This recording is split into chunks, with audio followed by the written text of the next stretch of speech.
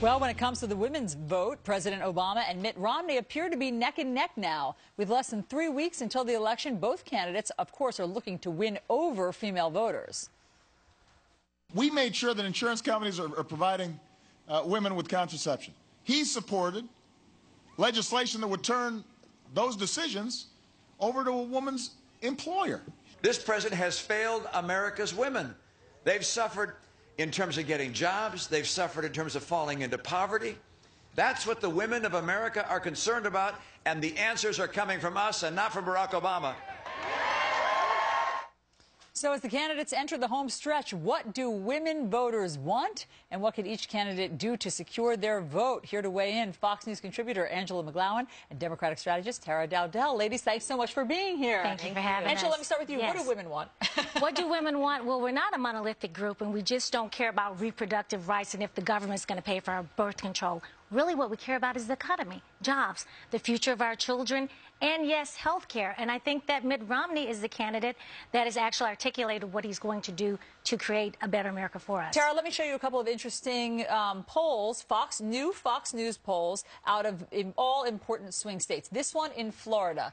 There you can see that now in Florida, among women voters, it is neck and neck. President Obama, 47%, Mitt Romney, 46%. And you can see that just from September, President Obama's support has eroded. Now let's move on to Ohio for a second. Let's look at the results there. President Obama still leading Mitt Romney by a significant 10%, but again, down from 57% in September. Why is he losing women voters? Well, I think I agree with Angela to the extent that the economy is the #1 issue for women. And I do think that the president, although he has talked about his jobs plan on many occasions, I think he needs to talk about it and be specific every single time he speaks, because for some people, they're just paying attention right now. Right. So to them, they're getting the impression that he's not talking about the jobs plan. And even though he's done it many times, but if they weren't paying attention in August, it didn't really mean much. But today you have more women in poverty. You have more women on food stamps. Our unemployment rate has increased under this administration. So if he's going to talk about his jobs bill, when it was before Congress, Democrats in the Senate voted it down. So he's going to have to change some of his policies for us to really pay attention to it. And instead of being vague, and instead of blaming Republicans and Bush, what are you going to do? What can he hang his hat on? Well, I think the president can hang his hat on the fact that he did, whether Republicans love to deny it because they were part of the reason we had this problem, a big part of the reason.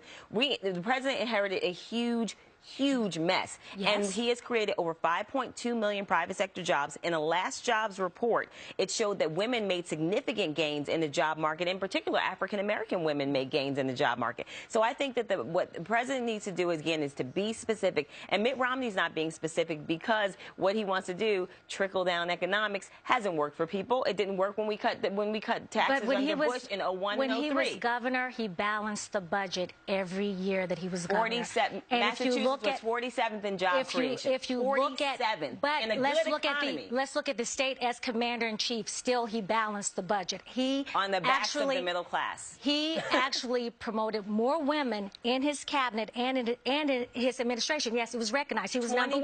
25% in the last 2 years of Mitt Romney's administration as governor. Only 25% of his senior level appointments were women. You and I both know how government works. We have a job, we graduate, we move on, we take that experience. Right now, the White House has over 50% women in the White House. But the bottom line is this. Even in the African-American community, our numbers are up dealing with unemployment. And even though the president did create these jobs, people are still making less, people are still underemployed, and women are still underemployed.